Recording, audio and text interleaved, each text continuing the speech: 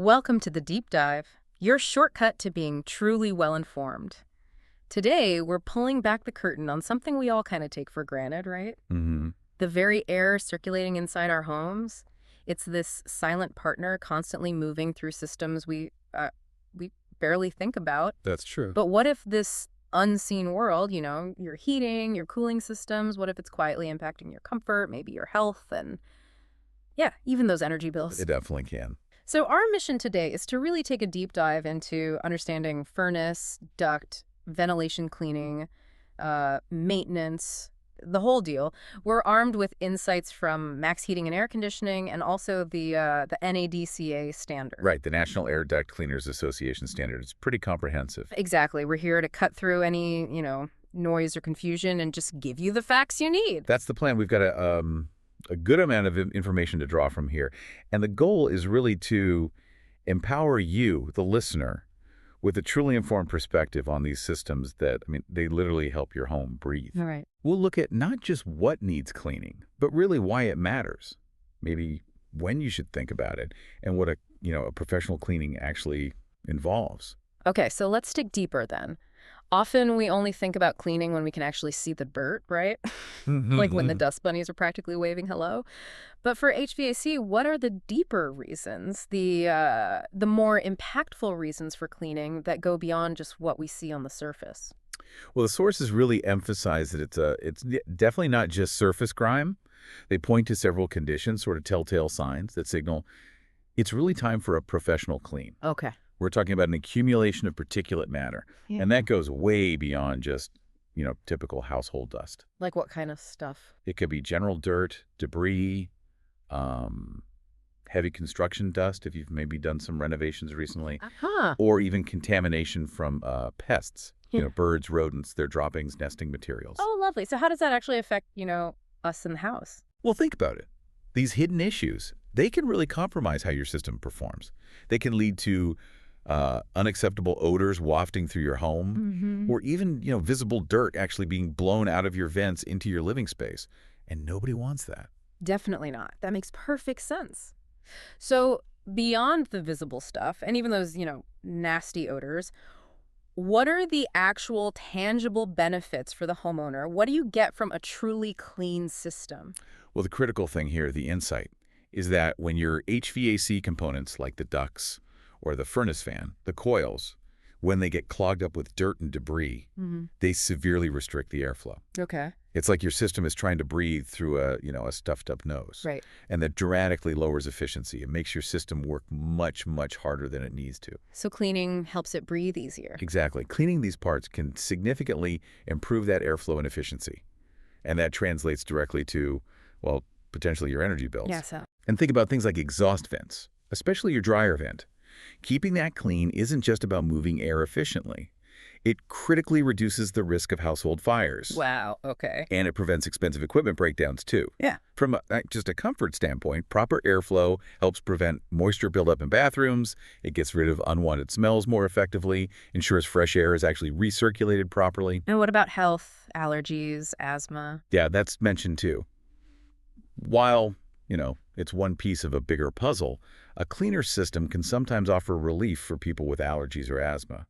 Less dust and particulates circulating. Right. And at the end of the day, all this maintenance, it can extend the life of your equipment and potentially save you, maybe hundreds of dollars in energy costs over time. Okay, so we've covered the why. That seems pretty clear. Okay. Now, the big question, how often? How often should we be thinking about cleaning, say, the furnace and ducts? Is there some kind of, magic number? Yeah. That's always the tricky one, isn't it? And the sources compare it, interestingly, to asking how often you should sweep your floor. Huh. Okay. So it depends. It really, really depends. For residential properties, for homes, NADCA doesn't set a strict required schedule like you might find for a hospital or a commercial building. Right. It really comes down to your specific household activity level, maybe your personal standards for indoor air quality. But surely there are some guidelines, some rough ideas. Oh, absolutely. They give some very useful guidelines. You should definitely consider cleaning after a major renovation. especially if the furnace was running during it. Right, that construction dust you mentioned. Exactly, gets everywhere. Also, it's probably a smart move soon after you buy a home if you don't know when it was last cleaned or if it hasn't been done in the past year or so. Good point. New house, new clean. Kind of, yeah. Yeah. And then if someone in your house has, bad allergies or asthma or maybe pets that cause allergic reactions, then cleaning maybe every 1 to 2 years is often recommended. Okay, more frequently then. Potentially, yeah. For just general house cleaning, dust reduction, maybe every 3 to 5 years is a common time frame people talk about, though, again, it's not like a strict requirement. And you mentioned something earlier about colder climates, Canada. Yeah, that was an interesting point in the material. In colder places, like in Canada, furnace and duct cleaning might happen a bit more frequently. Why is that? Well, the thinking is that homes there often can't just shut off their furnaces for long periods during renovations because, well, it's cold. Ah, right. Keeps running, keeps sucking in dust. Potentially, yeah. So maybe a bit more buildup during those times. That distinction is fascinating. Okay, what about other bits of the system, like furnace filters, dryer vents? Those seem pretty crucial too. Absolutely crucial. Yeah, let's talk filters first. A standard 1-inch filter, MRV8, is a common rating. What's MRV again? Oh, sorry. Minimum efficiency reporting value. It basically tells you how good the filter is at trapping different sized particles. MRV8 is a decent standard for homes. Got it. So MRV 8, 1-inch. Should be replaced probably every 3 months. Yeah. If you have a thicker one, like a 4-inch MRV8, you can usually go longer, maybe every 6 months. Oh. And this is important if you're dealing with things like wildfire smoke, or there's construction nearby, or you just have a busy house with pets, you should really be checking them monthly. Just pull it out and look. Good tip. And here another key piece of advice. Don't just slap in a super high MRV filter, like a MRV 11 or 13, unless your furnace manufacturer specifically says it's okay. Why not? Isn't higher better? More filtration? You'd think so, but a filter that's too restrictive, too high a MERV rating for your system, can actually make the furnace motor work way too hard. It restricts the airflow too much. Oh, okay. So it could damage it. Yeah, it can cause it to strain and potentially break down faster. Stick with what the manufacturer recommends, or MOVI 8 is usually a safe bet. Wow, that's a really common mistake I think people make. Okay, what about dryer vents? Kind of forgotten, right? Totally forgotten. And dangerous. For dryer vents, the National Fire Protection Agency, the NFPA, they recommend cleaning them annually. Annually. Or even more often if you notice your clothes are taking longer and longer to dry. That's a classic sign lint is building up and blocking the airflow. Makes sense. And the sources add, if your dryer is maybe on the second floor or it vents way up to the roof, annual professional cleaning is really advised. Those long run, they're harder to clean yourself and clog faster. Right. If your dryer's in the basement or main floor, short duct, maybe you don't use it constantly, you might get away with every 2 to 3 years. Yeah. But annual is safest. Okay, good advice. Now, separate from all this cleaning, what about professional tune-ups? For the furnace itself, the AC unit, are those really necessary every year? They absolutely are. Yeah, the recommendation is strongly for an annual professional inspection and maintenance for both your furnace and your AC. Why so important? Well, this simple tune-up, it's not just about keeping comfortable. It can really significantly extend the life of your equipment. It leads to energy savings because the units run more efficiently. Mm-hmm. It reduces the chance of needing an expensive emergency call-out when it breaks down unexpectedly. And critically, maybe most importantly, it reduces the risk of carbon monoxide poisoning. How so? A key part of the furnace check is inspecting the heat exchanger for cracks. A cracked heat exchanger can leak dangerous carbon monoxide into your home. Wow. Okay, that alone makes it worth it. Absolutely. And even things like HRV units, heat recovery ventilators, they should be cleaned annually too, with their ducts cleaned as needed. Mm-hmm. It's just good preventative maintenance, a small investment for a pretty significant peace of mind. Okay, so we've definitely established the why and the when. We know the invisible threats, the silent benefits. Now let's get into the how. If you decide, okay, time to get this done professionally, what should you actually expect? It sounds like it's way more involved than just someone showing up with a vacuum cleaner. Oh, it definitely is. Or at least it should be. The critical insight here is the level of thoroughness involved in a proper professional job. Our sources lay out a really comprehensive process, sometimes, 20, 21 steps. 21 steps? Yeah. Yeah. And it starts even before they arrive. You should expect transparent, upfront pricing, client sign-off. They should give you like a 30-minute arrival window, call you when they're on the way. Okay, good customer service basics. Right. Then, the pre-cleaning steps are all about prepping the site and protecting your home, covering floors, using corner guards on walls. They'll test the system first, make sure it's working okay, then safely shut off the furnace power. Then, they seal off the entire duct system. This creates negative pressure later. They cut strategic access holes, usually one above the furnace in the supply plenum, one in the return duct. Calls coals in my ductwork. Yeah, but they're necessary for access. And they get professionally sealed up airtight afterwards with sheet metal patches, standard practice. And crucially, they install covers over the furnace or AC components and block off the filter slot. Why block the filter? To protect the sensitive internal parts, like the fan and coils, from all the dust and debris they're about to loosen up. And it maximizes the suction from their vacuum system. Okay, right. Makes sense. So house is prepped, system is sealed. How do they actually get the dirt out, especially from deep inside those twisty ducts? Yeah, that's where the specialized tools come in. After connecting a really powerful, large diameter, usually 8-inch vacuum hose, to both the supply and return sides near the furnace. Big vacuum. Huge vacuum. Yeah. Yeah, usually truck-mounted. The actual cleaning begins. Now, some cheaper outfits might just blow some air around, but best practice, according to NADCA in these sources, involves using agitation tools combined with high-pressure air. Agitation tools? Like what? They have names like forward-blowing skipper balls. These kind of bounce around inside the supply vents, and forward whips for the return vents. Picture like flexible rods with attachments that whip around. Okay, so they're literally scrubbing the inside. Exactly. They use high-pressure air to power these tools and physically dislodge all the dust, debris, whatever's stuck to the duct walls, pushing it all back towards that main vacuum hose. Clever. They typically clean the return vents first. Those are usually dirtier. And a good company, as standard practice, will take before and after photos of every return vent. Oh, so you can actually see the difference. Precisely. It shows you what they actually removed.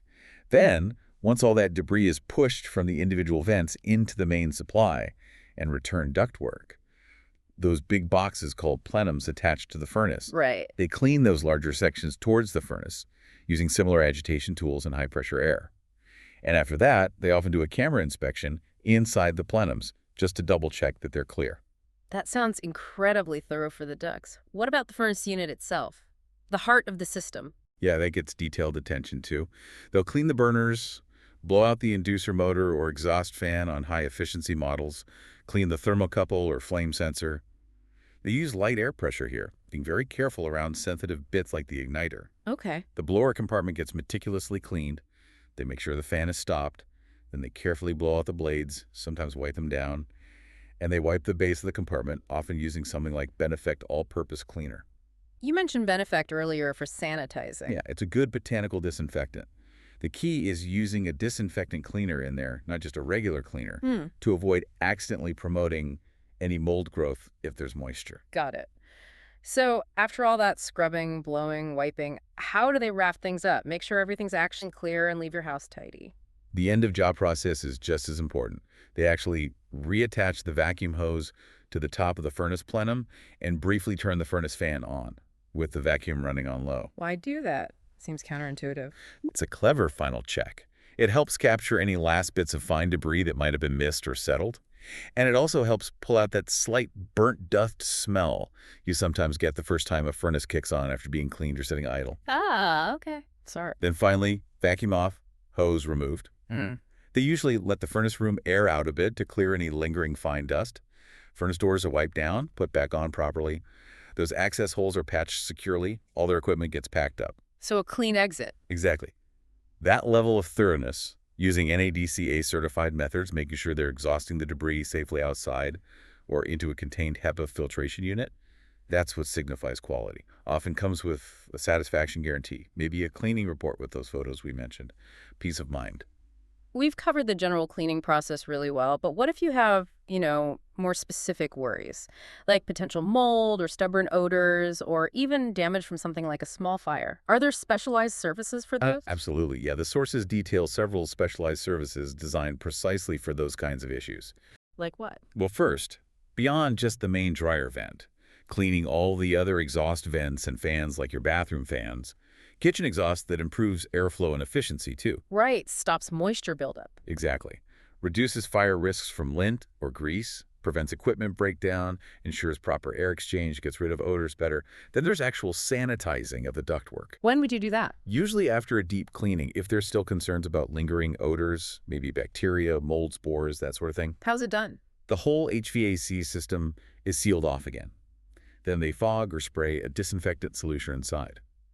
Common ones mentioned are Benefect, that time-based one, or Vital Oxide, which is EPA approved, usually diluted like 5 parts water to 1 part chemical. Gets sprayed into the ductwork, the fan compartment. And then? You let it sit, dwell for about 10 minutes to do its work. Then the system is purged, aired out to minimize any leftover scent. Okay, that sounds useful for specific problems. What about something really serious, like after a fire? Smoke damage. Yeah, for fire or smoke damage, there's a process called soot sealing. This is pretty heavy-duty stuff. I bet. The home needs to be completely empty, no people, no pets. The HVAC system is totally sealed off. Then, a special soot sealant solution, usually diluted, is sprayed or fogged everywhere. Ducts, fan compartment, even individual vents upstairs, exhaust fan ducts, the outside air intake. Wow, everywhere. Everywhere the smoke could have possibly reached within the system. And the technicians doing this absolutely must wear full-face respirators with organic vapor cartridges. The fumes are strong. Right. After spraying, the system stays sealed for at least 15 minutes, maybe longer, to let that sealant properly encapsulate the microscopic soot particles and neutralize the odor. That really highlights the complexity. It leads me to another question. What about the coils? AC coils, furnace coils, they look complicated and honestly kind of fragile. Are they part of a normal clean kitting? That's a great question.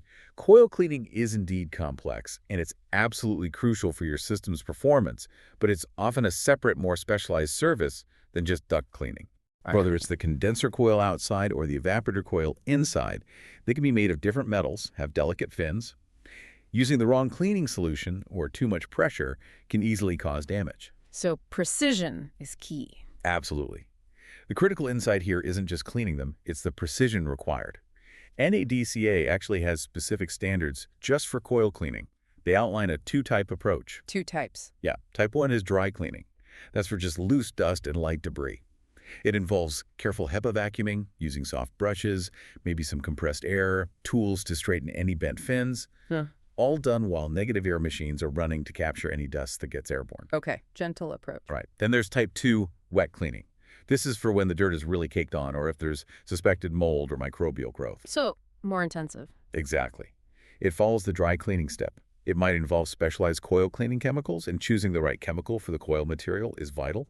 Or it could involve water washing, maybe low-pressure washing, or even steam cleaning in some cases. What else is important for coil cleaning? Well, technicians need to access both sides of the coil, upstream and downstream, to clean it properly. They have to inspect the coil and the drain pan underneath before starting. Making sure the drain pan can actually handle the water or cleaning solution without overflowing is really important, especially residential pans, which can be shallow. A good point. And using pH-neutral cleaning solutions is generally recommended to avoid corrosion. Of course, if it's an electric heat coil, the power absolutely has to be shut off and locked out. Can you tell if it worked? Actually, yes. What's really insightful is that the effectiveness can be scientifically measured. They can measure the static pressure drop across the coil before and after cleaning. Meaning? Static pressure is like the resistance to airflow. A dirty, clogged coil has high resistance, a high pressure drop. A clean coil lets air pass through easily, so the pressure drop is lower. It's a tangible way to prove the cleaning improved airflow and efficiency. That's fascinating. We've talked a lot about cleaning individual parts, but you mentioned airflow and efficiency. There's a bigger concept here, right? Something called air balancing. What's that about? Yeah, what's really interesting here is realizing that comfort and even safety in a building, including your home, it isn't just about having an HVAC system that works. Yeah. It also relies fundamentally on the even distribution of that conditioned air. Okay. Air balancing is basically the process of testing and adjusting the airflow throughout the system.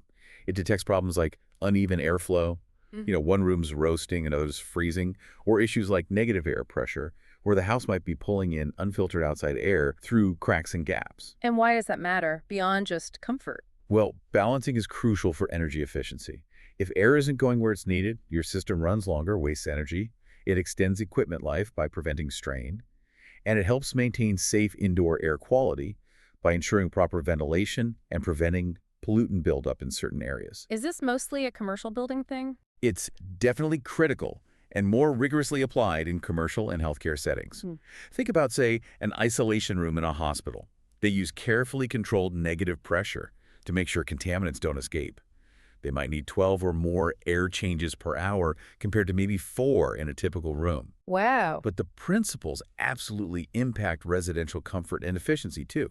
If you have those hot and cold spots, that's an air balance issue.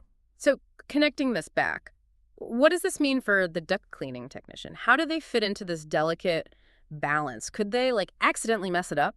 That's a really important question. And the answer is yes, they absolutely could if they aren't properly trained or careful. Duct cleaning technicians have a direct impact on airflow. How so? Well, think about those dampers, Yeah. the little levers in the ducts that control how much air goes to each room or branch. Right. If a technician closes dampers to clean or just isn't aware of them and doesn't put them back exactly where they were, they could completely throw off the balance of the system without even realizing it. Ah, okay. So they need to know about balancing. They need to understand its importance, definitely. It's crucial for technicians to mark the position of any dampers they touch before they start cleaning, so they can return them to the exact same setting afterward. It's part of doing the job responsibly. So it's more than just cleaning. Much more. The NADCA standard emphasizes that the goal is a visibly clean system, but it also includes things like post-cleaning verification. They even have methods like a specific vacuum test to scientifically check particulate levels on surfaces inside the ducts, ensuring standards are actually met. Wow.